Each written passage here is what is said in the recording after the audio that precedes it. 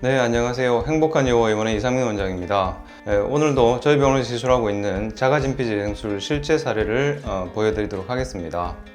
첫 번째는요, 팔자주름 케이스입니다. 30대 초반의 남자분이신데요. 정면 사진에서 보시면 콧방울 쪽에서 입꼬리 쪽으로 내려오는 이 주름들이 양쪽에 보입니다. 자, 이 사례가 시술 후에 어떻게 변하는지 같이 보시겠습니다. 먼저 눈에 띄는 것은 역시 시술 전에 보였던 깊어 보이는 이 주름이 없어졌습니다. 근데 이제 잘 보시면 제가 이제 시술할 때 이 주름선에만 시술을 하진 않거든요. 정면 사진에서는 잘 나타나지 않지만 콧방울의 이 끝부분에서부터 이 정도까지 약간 삼각형을 이루는 부분이 대부분 이제 꺼져 있는 경우가 많습니다. 대개 이제 팔자주름 시술하러 오시는 분들은요, 이렇게 약간 돌출입인 경우가 많이 있습니다. 자, 이제 그럼 측면 사진 보시겠습니다. 왼쪽에서 본 거죠. 이쪽 콧방울 바깥쪽에는 주름 자체는 아니라 하더라도 이렇게 넓게 이제 꺼져 있는 경우가 상당히 많이 있습니다. 그게 이제 좀 꽤 채워져 올라왔고요. 그 다음에 이제 거기서부터 입꼬리 쪽을 향해서 내려오던 라인 형태의 이 주름 자체가 거의 없어진 것을 보실 수 있을 겁니다. 반대쪽 보시겠습니다. 이쪽이 조금 더 꺼져 보이죠. 콧방울 바깥쪽, 그 다음에 이제 팔자 바깥쪽에 터져 내려오는 경우가 상당히 많이 있는데요. 그 부분도 약간 골이져 있는 걸 알 수가 있습니다. 이 부분도 상당히 채워졌고요. 그 다음에 주름 자체는 왼쪽보다 오른쪽이 좀 더 깊고 넓었었죠. 그 부분도 이제 잘 채워져 올라와서 아주 매끈한 형태가 됐습니다. 자, 이제 두 번째 사례입니다. 이분은 50대 여자분이신데요. 이분도 역시 돌출입입니다. 근데 이제 이런 분들의 특징은 뭐냐면 치아가 바깥으로 보이는 걸 싫어하셔갖고요. 입을 꼭 다물고 이렇게 지내시는 경우가 많고요. 또 이제 이렇게 입을 악 다물라고 하다 보면은 요 부분을 근육을 힘을 써서 이렇게 밀어 올려야 됩니다. 그렇게 되면 소위 말하는 자갈턱이라고 하는 주름이 여기서 형성되는 경우가 많습니다. 그래서 이제 저는 이런 분들한테는 치아가 살짝 보여도 상관없다. 오히려 벌리고 있는 게 팔자주름 혹은 입꼬리 주름을 덜 생기게 할 뿐만이 아니라 앞턱에 자갈턱화되는 걸 예방할 수 있는 방법이라고 말씀을 드립니다.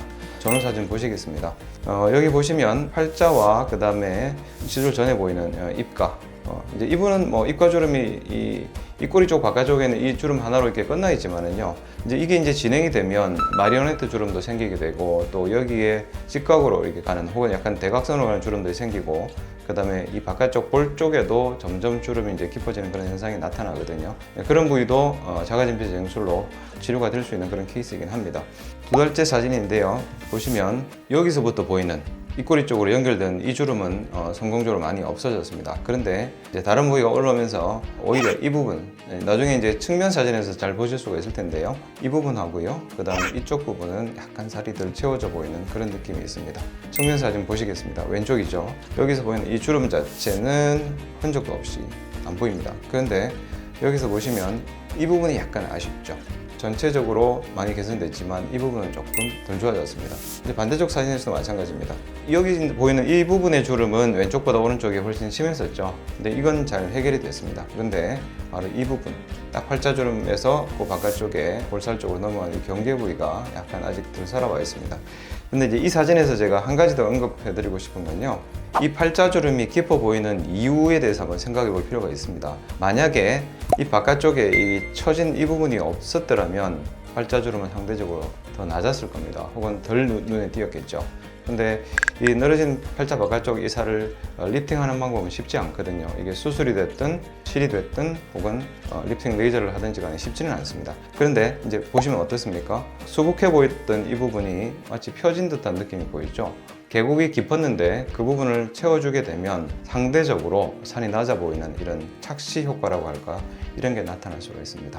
그래서 어쨌든 두 케이스를 소개해 드렸는데요. 이제 팔자주름에 대해서 알아보시는 분들 중에서 상담 오셔갖고 저한테 이제 물어보는 경우가 어떤 게 있는가 그러면요, 착색이 오는 경우가 있다던데 라는 질문을 하십니다. 이제 뭐 다른 병원 시술 사례들에 이제 그런 경우가 있었다라는 얘기가 있었던 모양입니다. 근데 이제 그럼 착색이 왜 오느냐? 착색은 이 진피재생술이라는 게 바늘을 피부층 내에 삽입을 해서 조사를 하는 거 아닙니까? 근데 이제 아무래도 이제 효과가 좋으려 그러면은 표층에서부터 깊은 층까지 한 번이 아니라 가능하면은 소량씩 골고루 넣어야 되고, 방향도 한 방향으로 쭉 넣는 게 아니라 부채살 모양이라든지 이런 다양한 방법으로 이렇게 소위 말해서 니들링, 그러니까 바늘을 여러 번 찔러야 되는 그런 경우가 많습니다. 그래야 효과가 좋기 때문에요.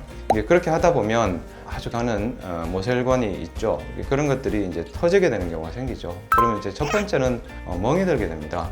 이제 문제는 그 멍이 이제 없어지고 난 뒤에 착색이 오는 경우가 간혹 있을 수 있다는 겁니다. 밝고 맑은 피부보다는 좀 전체적으로 이제 까무잡잡한 피부인 경우에 착색이 더 많이 오거든요. 근데 이제 멍 이후에 왜 착색이 오느냐? 적혈구 속에 헤모시데린이라고 하는 혈색소가 있습니다. 적혈구 자체는 빨갛지만 그게 이제 피부에 남아서 착색을 유발하는 경우가 꽤 있거든요. 물론 이제 저희 병원에서는 제가 한 번에 아주 과도한 시술은 하지 않기 때문에 멍이 드는 경우도 별로 없고, 그래서 이제 착색도 별로 오지 않지만 만약에 온다 하더라도 저희 병원에는 XLV 레이저가 홍조 치료도 되고 그 다음에 착색도 잘 치료하기 때문에 별 문제가 없다. 그런 부분은 뭐 크게 걱정하지 않으셔도 될 것 같습니다. 자, 이상 팔자주름 두 케이스를 여러분께 보여드렸는데요. 아무래도 팔자주름이 깊으면은요 나이 들어 보이고 뭐 좋지 않은 인상을 주잖아요. 그래서 해결하기를 원하신다면 자가진피 재생술에 대해서 문의해 주시고 또 한번 시도해 보시는 게 어떨까 생각합니다. 이상 행복한 여고의원의 이상민 원장이었습니다. 감사합니다.